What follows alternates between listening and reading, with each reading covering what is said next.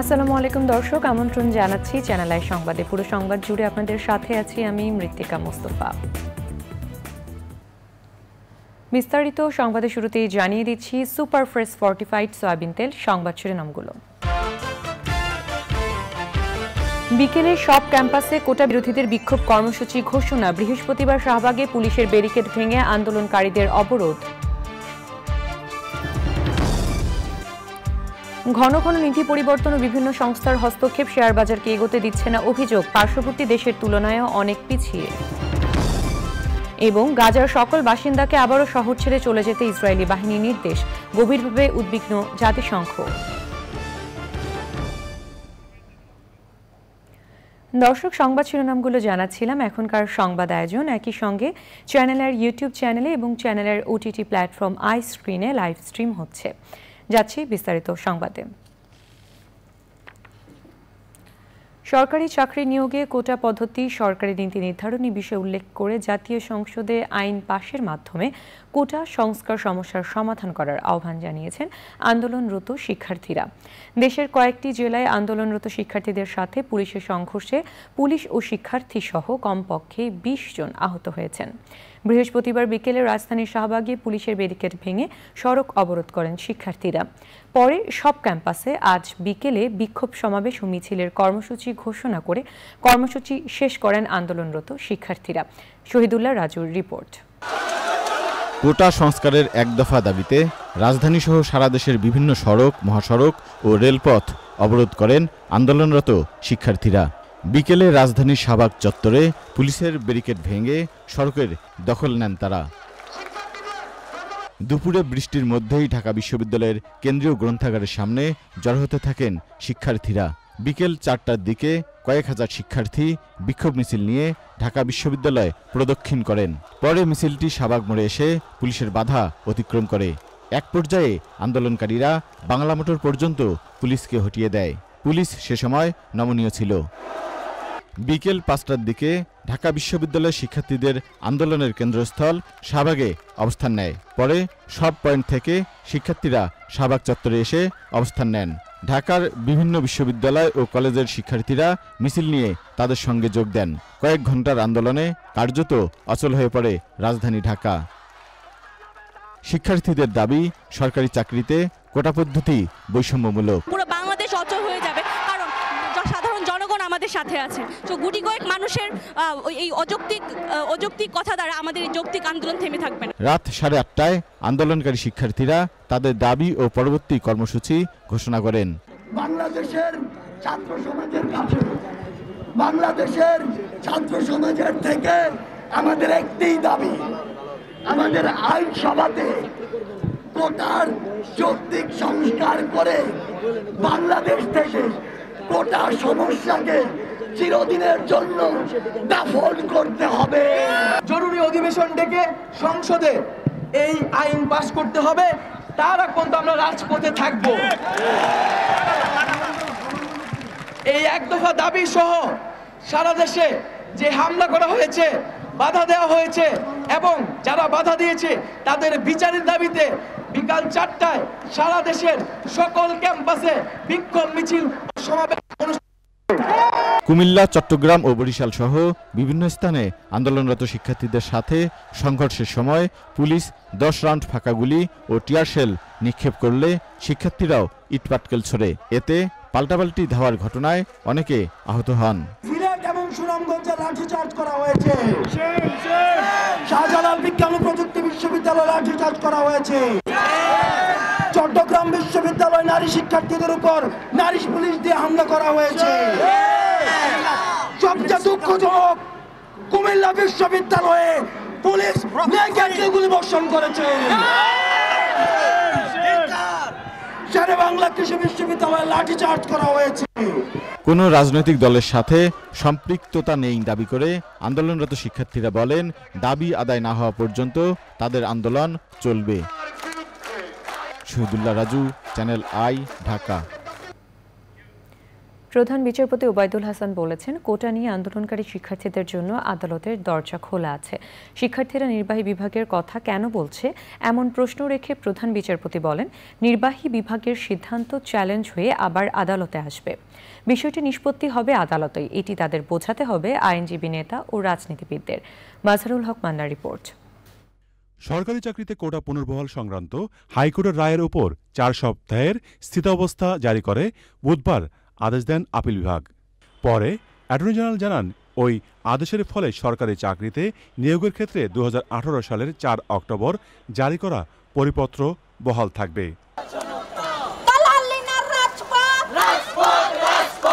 এরপরও আন্দোলন অব্যাহত রাখে শিক্ষার্থীরা। এ অবস্থায় দুর্নীতি সংক্রান্ত এক মামলার শুনানিতে কোটা নিয়ে আন্দোলন সম্পর্কে মন্তব্য করেন প্রধান বিচারপতি। মাননীয় প্রধান বিচারপতি এটাও উল্লেখ করছেন, যারা কোটার বিরুদ্ধে আন্দোলন করছেন, হ্যাঁ, তারা আদালতে আসুক, তারা আদালতে এসে তাদের কথাগুলি বলুক। আদালতের দরজা সবার জন্য খোলা, সে আন্দোলনকারী হোক আর রাস্তার ভিখারি হোক, প্রত্যেকের জন্য আদালতের দরজা খোলা। কাজেই আদালতে এসে তাদের গ্রিভান্স, তাদের অভিযোগ করে তাদের বলুক। তারা শুধু বলছে নির্বাহী বিভাগকে, নির্বাহী বিভাগ যদি কোনো আদেশ দেয় তাহলে তো সেটা আবার আদালতে আসবে এবং সেটা আবার লিটিগেশন বাড়বে। এই জন্য মাননীয় প্রধান বিচারপতি গুরুত্ব দিয়েছেন, মানে আদালতের দরজা সবার জন্য খোলা। কোটা নিয়ে সব শ্রেণী পেশার মানুষের ভূমিকা আছে তা স্মরণ করিয়ে দেন তিনি।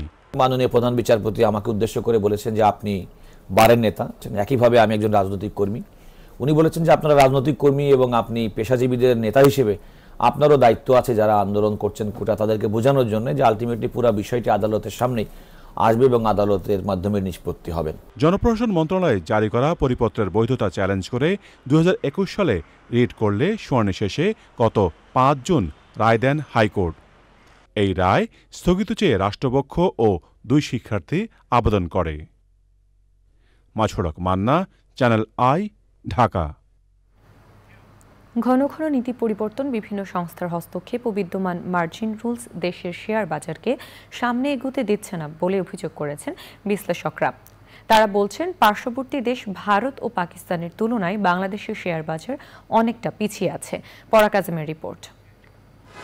ব্যবসা প্রতিষ্ঠানের মূলধনের যোগান, বিনিয়োগ সহ নানা কারণে অর্থনীতিতে শেয়ার বাজারের অবদান অনেক, কিন্তু দেশের শেয়ার বাজারে এখনও ভালো কোম্পানির অভাব আছে বলে মনে করেন সংশ্লিষ্টরা।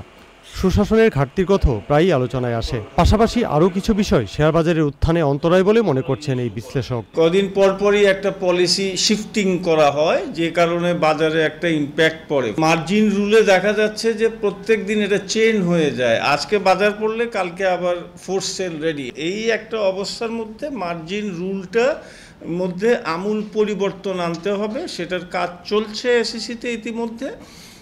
এবং তার সাথে ইন্টারভেনশন, যে একটা সংস্থা আইসা বলল যে ভাই বাজারটা বেড়ে গেছে, আপনারা এইভাবে বাই করেন না, আপনারা সেল দেন, বাজারটা নর্মাল রাখেন। কেন ভাই, বাজার যেখানে যাবার সেখানে যাক না। আজকে পাকিস্তানে কিংবা ইন্ডিয়ায় যে 74-75 হাজার ইন্ডেক্স হয়েছে, সেখানে কি কোনো বাধা আছে?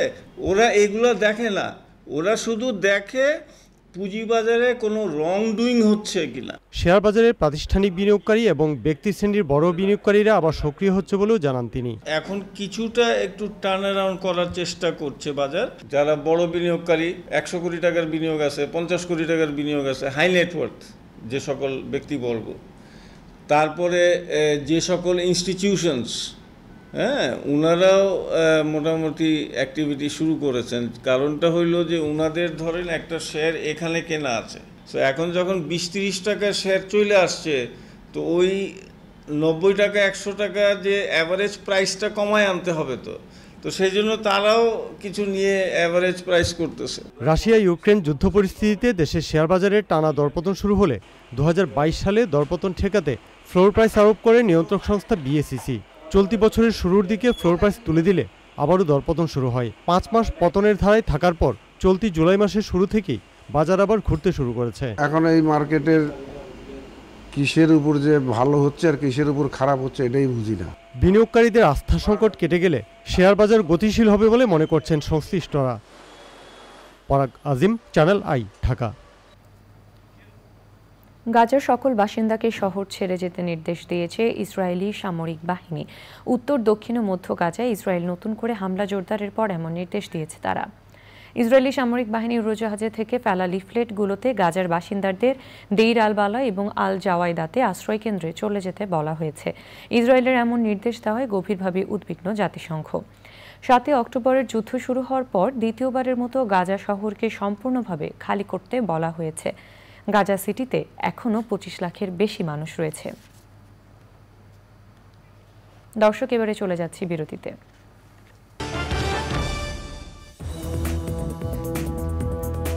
দর্শক, ফিরে এলাম বিরতির পর। এবারে নিটোল টাটা কৃষি সংবাদ।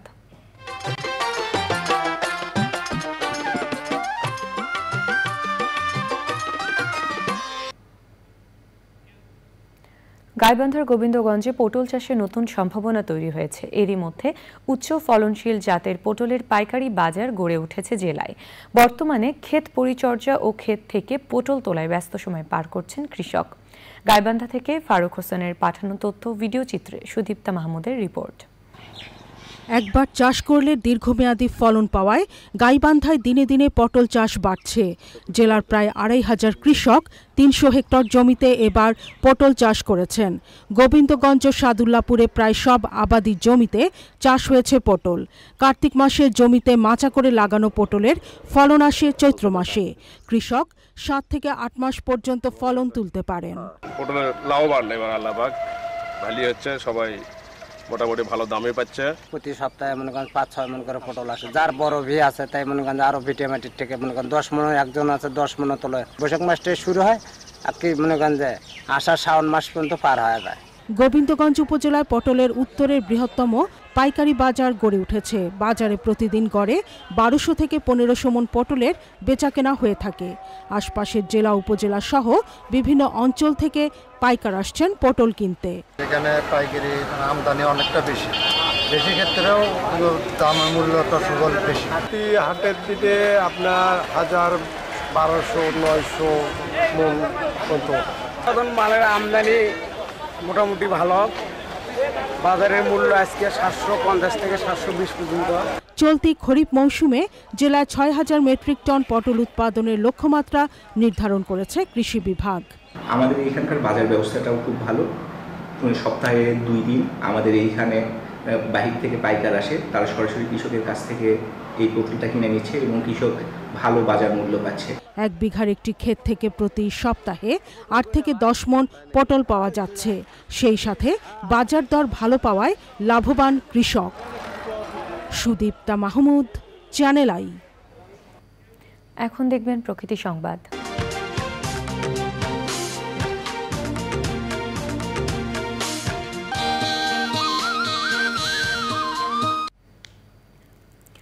অনন্য জীবনধারা, সংস্কৃতি, ঐতিহ্য ও স্থাপত্যের মিশেল মহেশখালীর রাখাইনপল্লী। নির্মল প্রকৃতির মাঝে ভিন্ন জীবনধারার অভিজ্ঞতা নিতে প্রতিনিয়তই বাড়ছে পর্যটকদের আগমন। এতে পর্যটন শিল্পের যেমন উন্নয়ন হচ্ছে, তেমনি সমৃদ্ধ হচ্ছে স্থানীয় অর্থনীতি। নুরুম আলমের ভিডিও চিত্রে সারওয়ার আজম মানিকের রিপোর্ট।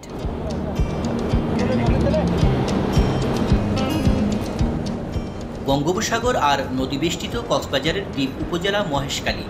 প্রায় 400 বর্গ কিলোমিটারের ছোট্ট দ্বীপে ছায়া সুনিবিড় সবুজ প্রকৃতি, ঐতিহ্যবাহী স্বর্ণমন্দির, বিহারসহ ব্যতিক্রমী সংস্কৃতির কারণে পর্যটকদের অন্যতম আকর্ষণ রাখাইনপাড়া।